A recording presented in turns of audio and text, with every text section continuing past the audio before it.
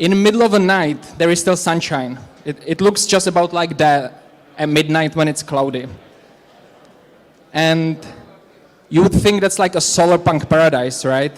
There is sun all the time in summer. But solar punk is largely based on transparency. And when I think about transparency, that brings me closer to an environment which is more like a desert. Something where you can see everywhere, you can't hide. Everything is out and open, bare under the overseeing sun. And that is far away from how it looks in a Nordic environment. Because one of the very important elements in the life of the people up north is the forest. And the forest provides them with comfort and also with the resources. You know, you can live pretty autonomously in decentralized way, do your fishing, hunting, or collect berries, collect mushrooms if you wish, if you don't want to hunt or fish, and hide from that sun, which is 24/7. And that brings us closer to more like a lunar punk lifestyle, or philosophy if you wish. I'll be talking about these concepts a little bit more in today's evening in a block up here, in a panel. So if you're interested, please come at, I believe it's 8:30 p.m. We will be sharing panel on anonymity and privacy and how that's important for decentralized communities. But when I'm talking about that and how it connects to the privacy on Ethereum is that Ethereum is solarpunk. It is based on the transparency, on a full transparency, on a chain level and on a network level. And tonight, I'm sure we'll be talking about whether it's good or not for a brighter future or darker future, if you wish, to have fully transparent user operations such as transactions, staking, voting, and all that stuff. Many would disagree with me that perhaps that's the way to go, which I don't believe so. But today I would like to focus more on network level. And I would argue that whether we disagree on a privacy on transactions and votes and what have you, on a network level, the full privacy is in fact dangerous for Ethereum itself, as it prevents the full decentralization which Ethereum is supposedly based on. And I believe that's our common aim, whatever we think on about privacy on a transaction level.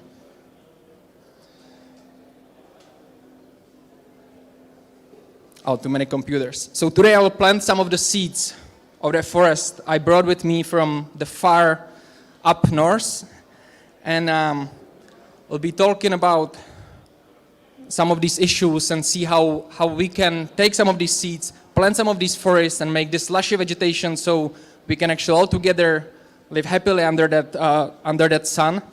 And what does that mean not only on lunar punk philosophy, which we'll be talking later about, but particularly about what does it mean on a level of tech, and brought by NYM. What does it mean for Ethereum?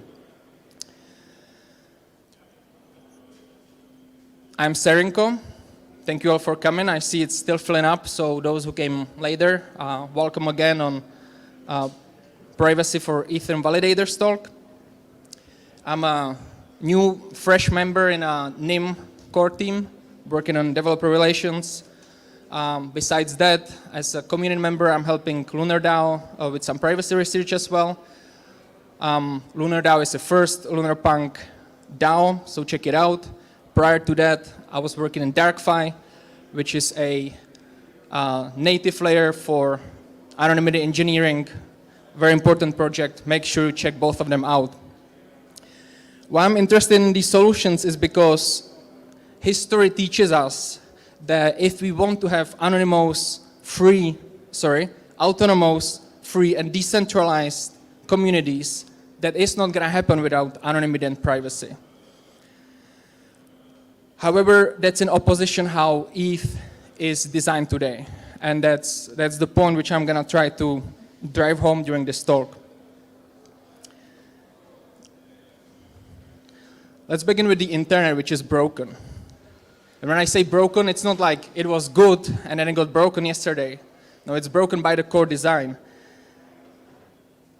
What I mean by that is that on a network level, right now, there is this big overseer, these powers with endless computing energy, which can basically watch and monitor whatever is happening in network level. I'm talking metadata here. I'm talking about things like end-to-end encryption, such Signal, Zcash, or Monero are still having metadata leaks if you watch it on a network level. VPNs are not really bringing anonymity. It's just a centralized trust being moved somewhere else. Neither Tor anymore if the adversaries are as big as NSA or private companies. And the same is on ETH with chain analysis.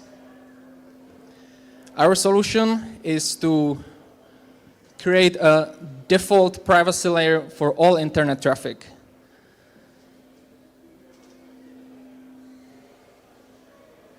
That, to be particular, means to create a mixnet. Mixnet is similar to Tor. Is any of you familiar with Tor and how it works? Wow, many. Wow, this is going to be technical talk. You're going to grade me down during the Q&A.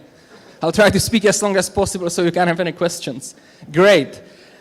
Tor has multiple hops, and Mixnet works similar like that, but we have few more tricks in the sleeves to add to defend against a time correlation attack. One of them is a covered traffic. That means that there is a dummy packages being given to the being added to the traffic, and all the packages are being broken into same size data packets when you're sending them to the Mixnet. On top of that, there is a time obfuscation, so you have all the data packs being mixed together with another user's packets and with the dummy packets as well. They all take different routing, and on each of those hops, there is a different timing at it, or a latency. And that all is in a horizontal scalability, so not like Ethereum constantly facing the problem of scalability, because this is a mixnet. Maybe I move to the next slide. You have hops which are waiting to be part of an active set once there is a bigger traffic.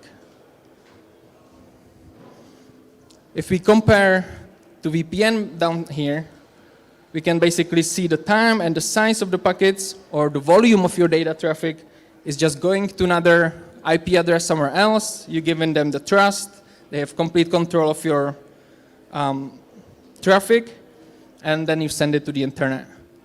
Tor is doing much nicer, bring in some hops. There's the onion routing, but the volume and the time is still the same. So if you have a capacity to be watching over a large portion of a network, you can do two-sided correlation attack, or disclosure attack as it's also called, and watch on the volume which is coming in and the time, and correlate it with the volume and time coming out. And by that you can get a pretty solid estimation what and whose data we're talking about. While if you look at Mixnet, you're sending the data which gets broken into the packets I was talking about, and they go fully anonymized, all same size, flip timing out to the internet. If you would do a little deep dive, all that's happening on your client and your machine, and then the packet system which we talk about is called Sphinx. Sphinx packets are those same packets with the dummy packets added being sent through the Mixnet, and each of those is taken different route before it gets to the service provider, application, or internet in general. What does that mean for Ethereum? How many of you runs an ETH2 validator? There's very few hands here. I think it's like, oh, we go live stream, I'm gonna stay anonymous, right? But my point is that you're not, right? Like, even if you don't raise your hand, that's not gonna protect much. But good, we have few in the room. I might not, I don't know. Ethereum validators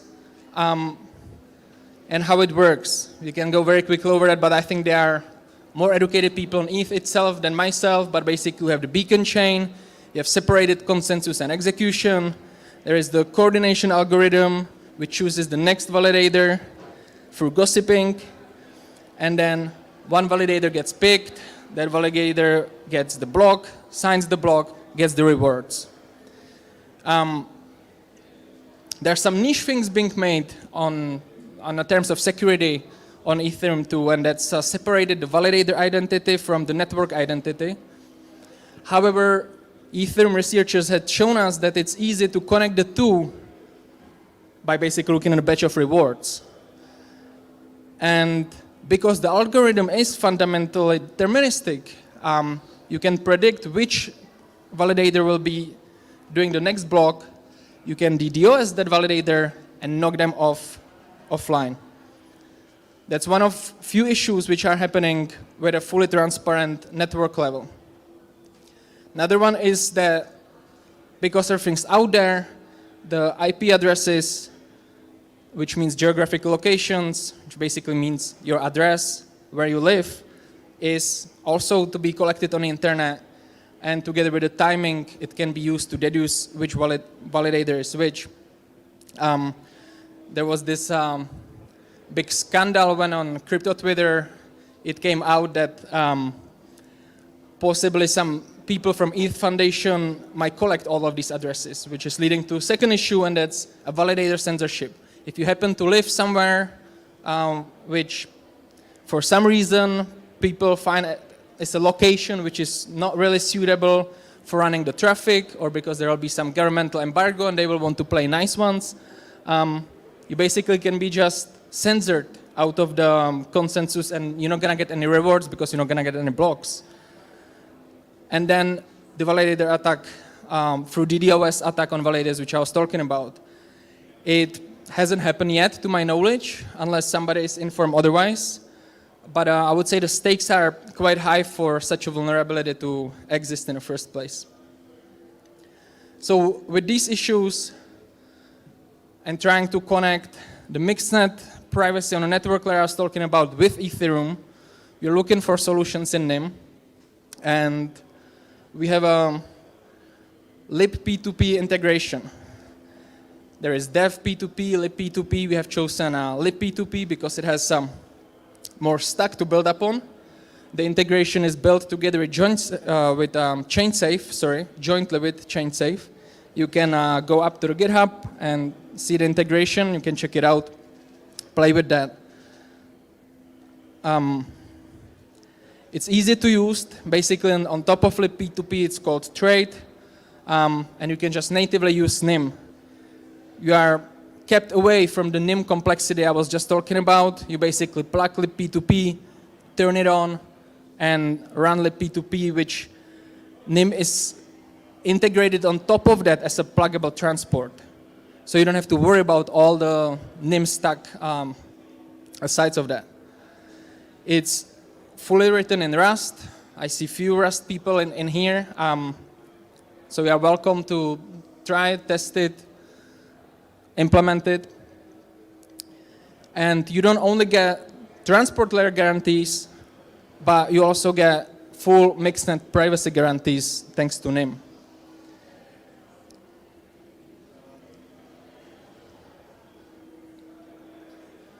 I'm sorry, I'm shuffling here between two computers. Not used to use somebody else's computer. Anyway, if we dive a little bit closer, basically what we did, we abstract away the complexity of NYM and make the abstract connection to implement on top of libp2p. And there is a full spec as well. You can go to this HackMD and check out full spec. Big shout out to Elizabeth, who did a lot of work for that. But as you can imagine, it wasn't so easy. Even though NYM is by large in Rust and libp2p is in Rust, when you plug the two together, quite few things weren't working well. Especially the thing when you dial to do gossiping, you need to open a connection. And to open connection, you need NYM address. And then NYM doesn't guarantee message ordering, right? that's not a bug. That's the feature I was talking about, because NYM mixes all the packets and all the timing, so we don't have no ordering. But how is that gonna work? So sending mixed packets through the mixnet while needing a message ordering, we added nonce to have a counter and hide the addressing with 32 bits encryption as an identifier. And these changes allow us to run multiple data streams. It's called streaming mutex on top of like P2P.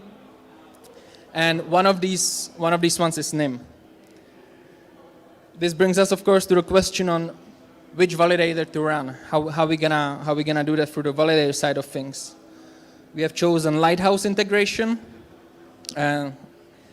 Anyone here runs a Lighthouse? No? It's ETH2 validator software stack for consensus. These are the, too many screens. These are the tutorial how to go through that, the instructions. It is now in a kind of like a beta version, so keep with us. It keeps being developed. But more than that, it brings an important question, and that is, will it be fast enough? Because what is producing blocks on ETH all about? It's all about speed. It's all about making them in time. It's about the race, the competition of the speed. So whenever we add an anonymity layer on top of that, the question comes, will it work? Will it slow down the process? Or the process is not going to get slowed down, so better question would be, makes that work in its full functionality to fit within the process which is existing. We got some stats here from Lodestar, and total time for block production is 4 seconds, according to these stats from Lodestar. We can break it down to what does that mean. We need 300 milliseconds to produce a block, at 1250 milliseconds to open a slot to receive block from network, and on top of that 550 milliseconds to process block. That leaves us with something like 2.1 seconds. So the question comes, is it enough time for NYM Mixnet to plug in and work the way it's supposed to? The answer is yes. Right now, with counting this to 2.1 seconds, NYM Mixnet speed is about 300 to 400 milliseconds. Let's be on the upper edge of 400 milliseconds. There is still a spare time to mix more. Also, we're working on having users, or like on a client side, choosing way how much you want to mix. If you want more anonymity, it's going to take more time, or you do less mixing for speed. So you can basically like dial up how much you want to be doing the mixing. But in its current state, this is fast enough. On top of that, because we are working together with Daniel Bernstein, who works on Curve 25519 and works on a Sphinx packets format upgrades, we're going to get probably 2 to 4 times faster. There'll be more updates coming on that, but basically in cryptographic language, if any of you is a cryptograph here, it means removing one of the Diffie-Hellmans from the curve. So I want to once again give a shout out to Elizabeth and to ChainSave, who did a massive work on that, and bring us to what are the next steps, what's coming down the road. I don't know if any of you is following NYM, but we just announced a privacy cutting edge partnership with Aztec. I believe people are familiar with Aztec, and that's to address few issues. I broke that particularly into two, which one is scaling issues of privacy blockchains. Prior to that, Aztec was running Aztec Connect, and they were using trial decryption to overcome this, and that involved to download both global private and public chain data. But there was basically an extensive database growing, and it was not sufficient and stable to run that. So Aztec Connect closed down. On the other side, we have privacy leak in the public state chains, such as on ETH. And that does not require encryption because there are no pre-images visible. And it contains all the commitments and hashes. But then that has a problem that obviously data are leaked. So bad actors who are a bit more sophisticated can triangulate who owns what part of the state and connect it together with the network data, and we are back in the same problem I've been talking about in the beginning.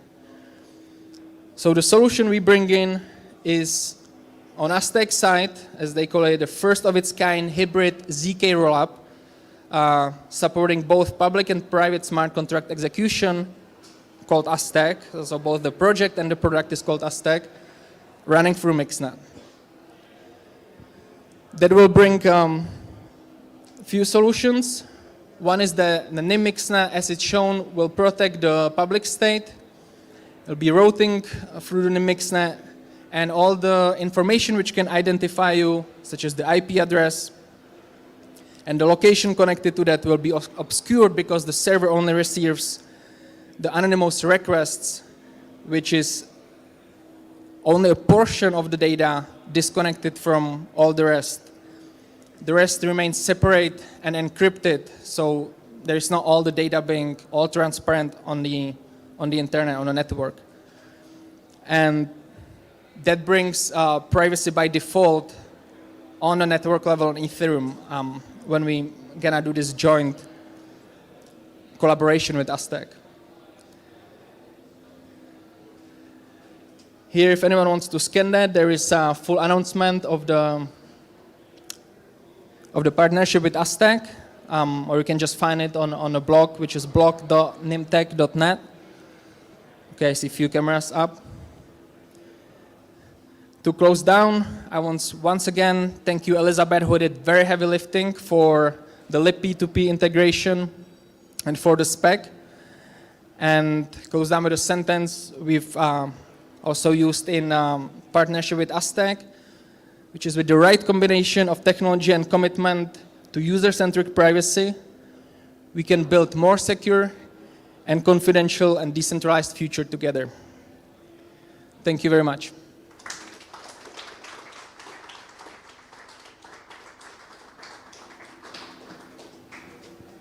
Well, questions?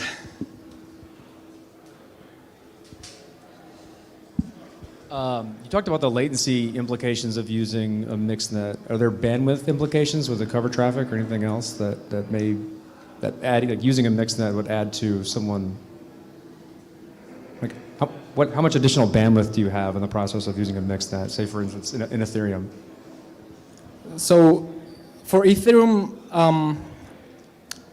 the thing I was showing is working. The bandwidth is a problem. NYM is not running now on a full internet, like full system-wide scale. How it works right now, the main thing is called NYM Connect, and you basically can use NYM Connect to connect to different system providers, applications, or what have you. And NYM Connect has different clients. That there is WebAssembly, WebSocket, and SOX5, which is now the most promoted and the most used, because through that you can build very easy integrations. We were just presenting 2 weeks ago one for Monero, so the whole Monero can run on a mixnet. On a chatting side of things, we now published a new one on Element for metrics, or Telegram and what have you, but so far it's based on single particular integrations for different network providers. We are working on a system-wide whole network level, like entire internet setup, which I don't want to say hope, we aim to have by the end of this year. Like an alternative to a VPN, which you just turn on and all your traffic is running through the mixnet. But right now, there is between 550 to 600 nodes, and you have them always in those 3 hops, where each node is in that's randomized. So you can imagine that there is like a limit to that. You cannot like have a video calls or something. But with more usage, there'll be more nodes because they're also incentivized through the token. And meanwhile, building a solution which can work on a system-wide level, I believe will bring this bandwidth and the answer to in like higher scale. Thank you.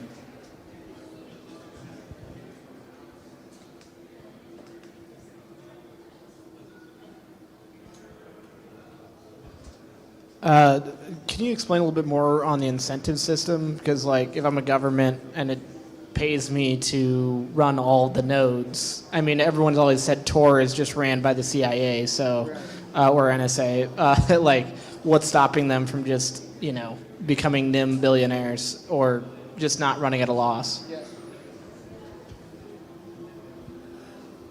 Well, you gotta presume that you're starting in fully non-compromised position, right? Because once you do, then we are screwed, because anything after that is gonna be a problem. So there is few features which many don't like or have critiques, I think for good reasons. And then there is always like, how are we gonna solve these questions? And this is one of them. So NYM didn't start in a way that there would be like an offer to run a node just for anyone. It started by people who are somewhat connected to the core team, and then based on trust, more mixed nodes were starting. Now anyone can spin up a mixed node. But there is, one of the incentives is that there is a delegation. And it's hard to imagine that some people who were starting NYM would just be delegating to NSA nodes which just appear. NSA can spin up a lot of nodes and they can delegate to each other, they can buy the token, but what is hard for them to mitigate is when you look on it on a network, how it works, there is something called like organic social networking. And it's quite difficult for them to play like they are like a social organic actors within the crypto waters. I can go deeper on how it's made on an incentive level. Basically, you have a NYM supply of a NYM token. There is a token running on Nix chain. Nix chain is on Cosmos because it's faster than Ethereum. And from the complete supply, it's expected to have half of it locked in the mixed nodes, because basically when you're spinning your mixed node, you bond some of NYM tokens to the mixed node. The more you're mixing, more rewards you're gonna get for the users who are gonna pay for that. That's the second thing which people don't like so much, that it's not gonna be free completely. It is now, it's running for free, and it's probably gonna till several months or till the end of this year, so you got an opportunity to run NYM Connect completely for free. But if you look on Tor, how many nodes are running, how many relays, you see that few times the number spiked with some like bad news when something happened. Same like, like on the other hand, like Signal is growing, the users are growing, like post-Trump, the Signal users went like this, then WhatsApp got sold and Signal users went like this again. But the Tor nodes, now when you can run so many crypto, different nodes, validators, mining, what have you, and you're gonna get rewarded for that. It's very few enthusiasts who like the number went like that, and now the Tor nodes is pretty flat. So NYM had decided, okay, we're gonna run incentive. The users can pay for that. Doesn't have to be the users, can be the service providers, right? They can buy bandwidth for the users of their service or their application. And then the people mixing, providing the mixed node, they're gonna get the rewards. So then the tokenomics are made in a way that you have expected to have half of the supply locked in a mixed nodes, which gives us some number of tokens. And this number you divide in between the active set of mixed nodes. That gives you some number, what is expected to be on one mixed node bond tokens. They can be bond by the operator itself, themselves, or they can be delegated from other people from the network. And that closer you get to the number, which is called a stake saturation, the better chances and the better rewards you're gonna have. But there is also a prevention of centralization, prevention of whales, because if you're gonna start to be above that number, you're also not gonna have a perfect algorithm for your rewards. So we wanna try to get as many people. Right now I think it's about 720,000 NYM. The price is about 20 cents, 18 cents, something like that. So closer you get to 720,000, the higher chances of getting rewards you're gonna have. If you're gonna have less, you're gonna have less chances. If you're gonna have more, you're also gonna have less chances. That's how maybe I give a little bit too much information, but that's how the algorithm, how the incentive is working.